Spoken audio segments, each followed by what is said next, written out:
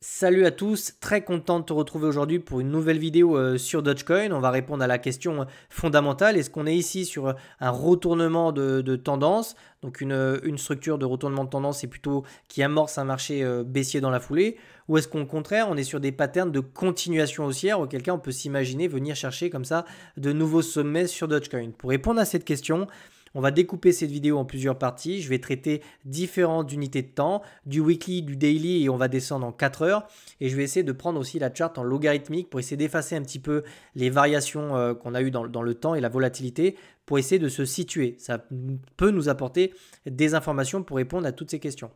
Déjà, première chose, j'ai déjà fait une vidéo sur Dogecoin, c'était en novembre, décembre, et je t'avais déconseillé dans la dernière vidéo d'acheter du Dogecoin autour des 50 centimes. Je t'avais expliqué pourquoi, on va commencer cette vidéo par ça, tu peux la retrouver facilement sur ma chaîne YouTube. Je t'avais dit ici, attention, on est dans des excès. Et souvent, quand on a un MACD comme ça qui retrouve des niveaux d'intérêt extrêmement élevés, parce qu'ici on était sur des niveaux qui étaient historiquement élevés, très proches de ce qu'on avait connu lors du bull run de 2021, si on était suivi une correction un petit peu violente comme ça, je t'ai dit attention, si tu achètes sur ces niveaux-là, tu t'exposes en fait dans la foulée à des retracements de 50%. 30, 40, 50% et en général tu paniques et tu finis par vendre. Alors que si tu achètes sur les bonnes localisations, bah, tu es tout de suite en profit, c'est quand même beaucoup plus facile pour holder. D'ailleurs, je t'avais donné même précisément des entrées dans la dernière vidéo. Je t'avais dit que le niveau des 38,2 sur Fibonacci est une excellente porte d'entrée si tu voulais plutôt trader Dogecoin sur un mouvement de continuation ou ce genre de choses, ce qui a été le cas. On est vraiment revenu chercher les 38,2, on a méché dessous et ici on les a réintégrés, mais on rentrera dans le détail de cette pattern juste après. Pourquoi ce niveau des 38,2 était choisi? Déjà, les 38,2, ça nous permet de. C'est un niveau extrêmement important, hein. Tant qu'on les maintient, on est toujours sur une dynamique qui est haussière, donc on fait des creux et des sommets ascendants. Donc tant qu'on maintient les 38,2, l'objectif ici, c'est vraiment d'aller chercher comme ça une nouvelle extension haussière. Donc ici, il faudra vraiment surveiller qu'on ne casse pas et qu'on ne revienne absolument pas casser les 38,2. Quel cas, ce serait extrêmement négatif. Petite chose positive quand même. Alors, il y avait MACD, hein, il y avait aussi le RSI rapidement, hein, le RSI était lui aussi en surachat. Bref, ici on a vraiment eu de l'excès et du FOMO. La chose positive ici, c'est qu'on a vraiment un MACD qui commence, tu vois, à se retourner un petit peu ici, ce qui n'avait pas été le cas en 2021. On a eu vraiment une vente massive, donc on est tout de suite venu chercher des niveaux extrêmement négatifs. On était littéralement en bear market, mais on n'en était pas au même stade du bull run. Donc ici, c'est intéressant de voir qu'on retrouve déjà du momentum sur des petites UT et qu'on a réussi à tenir le niveau des 38,2. Donc j'insiste, ce niveau sera extrêmement important à l'avenir. Maintenant, on va descendre dans les unités de temps et on va voir un petit peu ce qui se passe en 4 heures. Ok, donc là, je vais faire un petit peu de tri. Je vais virer le niveau des 38,2. On va également enlever ça. Donc qu'est-ce qui s'est passé sur ces niveaux-là? Hop, je vais enlever ça. On va enlever ça. Je vais juste garder peut-être le niveau qui est ici. Déjà, première chose, c'est extrêmement intéressant de voir qu'ici, on a retourné cette dynamique sur des petites unités de temps. En H4, tu vois qu'on est passé de l'autre côté de cette trend. Souvent, ça nous donne un premier signal haussier. Je t'en parle très souvent sur la chaîne. Quand on revient de l'autre côté de cette trend, on peut déjà s'intéresser au marché et se dire qu'il y aura probablement des positions intéressantes à prendre. Maintenant, on doit améliorer notre grille de lecture. C'est ce que je t'apprends également sur BitLearn. Quand on se retrouve comme ça avec des variations de prix, il faut essayer d'améliorer notre grille de lecture pour essayer de prendre des positions qui sont précises. Ici, on peut considérer qu'on était quasiment soit dans un triangle, d'accord, on avait celui-là, on le voit parce qu'on est quand même revenu chercher différents niveaux plusieurs reprises, soit on peut considérer qu'on était également dans un range. Donc on va plutôt partir sur le range, mais le triangle est absolument valable. Je vais d'ailleurs le tracer aussi. On peut considérer qu'ici, à plusieurs reprises, on est revenu chercher ces niveaux-là. On avait vraiment ce niveau-là, ce niveau-là. Là, on a eu la petite réintégration. Je vais mettre ça en pointillé pour le garder. Donc là, on fait vraiment une analyse technique qui est vraiment complète. Et je vais essayer de tracer aussi ça parce que ça me paraît pertinent puisqu'on est revenu le chercher à de nombreuses reprises. Donc ici, on a vraiment ce triangle-là. Du moment qu'on est revenu chercher la fin de ce triangle, tu vois qu'on s'en est extrait, on est revenu chercher le haut du range, on s'est appuyé un petit peu dessus et ensuite on a eu une espèce de run-up et d'extraction. Donc tu vois que finalement, précisément sur ces niveaux-là, on avait des informations de reprise de tendance haussière, d'accord? Ça se faisait d'ailleurs, on avait une petite contraction. Donc ce triangle-là, on le retrouvait vachement aussi en fait ici avec cette contraction. Donc je vais mettre des traits qui sont comme ça, qui sont pleins. On avait cette contraction, on a résolu ici avec une structure en forme de W, structure de retournement de marché. On a cassé. Et ensuite, on s'est extrait de cette pattern-là. On avait également peut-être du volume. Je vais tout de suite aller voir un petit peu ce qui se passait. Et oui, c'est exactement ça. C'est-à-dire que sur la pattern en forme de W, on a, au niveau du point of control de notre volume profile, on a retrouvé pas mal d'achats. Ça veut dire que dans ton order book, tu as les bids et tu as les asks. Ici, on avait l'information que les acheteurs reprenaient la main sur les vendeurs. Et qu'ici, au contraire, sur la zone qui se situe vraiment en bas de range, ici, sur ces niveaux-là, on avait quasiment de la capitulation. Non, on le sait parce que quand les volumes sont plutôt baissiers, ça veut simplement te dire que les vendeurs ont vraiment vendu quasiment au marché, en fait, d'accord? Donc c'est de la capitulation, donc capitulation en bas du range, cassure du triangle ici, retest du haut du range, volume profile ici qui nous indique un point of control, donc avec un gros volume de transactions qui s'est fait sur ces niveaux-là à l'achat. Donc ici on avait des informations pour prendre des positions sur Dogecoin, précisément à la cassure du triangle, d'accord? Donc maintenant ce qui va nous intéresser c'est jusqu'où on va retrouver du momentum. Ok, il va falloir surveiller un niveau extrêmement important que je vais te tracer avec le Fibonacci. C'est le niveau en fait des... Alors je vais te le tracer tout de suite, comme ça ce sera clair. Le niveau des 61,8 de Fibonacci. Ici c'est une localisation, d'accord? Donc on dit une localisation de short.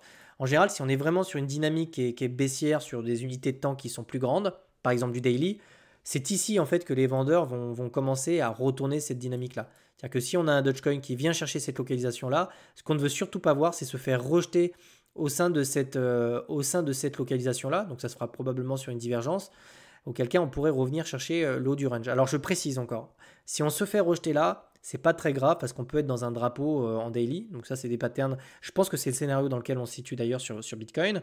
Il faudrait absolument qu'on retrouve du momentum à l'approche du range qui est ici.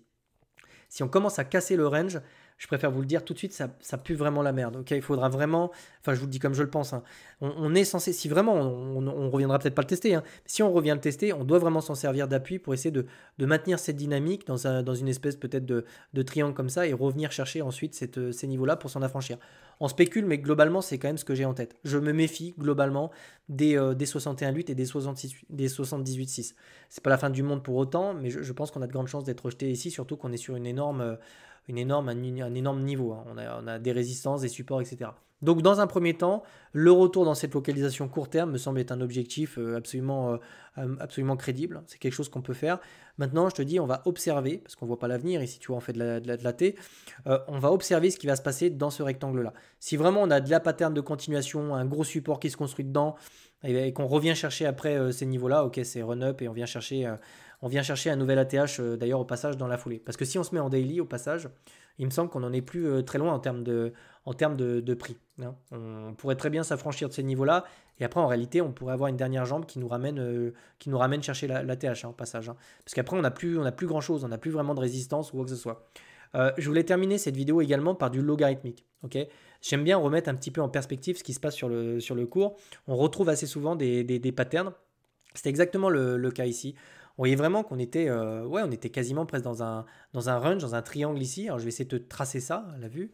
Je vais te dupliquer ça. On voit qu'on a eu cette période en fait d'accumulation en 2019 entre ces deux bancs. Et on retrouve exactement la même pattern. Hein. Alors ça je vais l'aborder juste après. Je vais tracer ce range-là. On a également, hop, celui-là. Je vais le baisser un petit peu pour qu'on ait plus de points de contact. On est vraiment exactement dans la même phase finalement. On retrouve, alors pourquoi on retrouve les mêmes patterns et pourquoi on retrouve les mêmes structures? Je vais baisser un petit peu mes indicateurs. On va faire un petit peu de prix de l'action.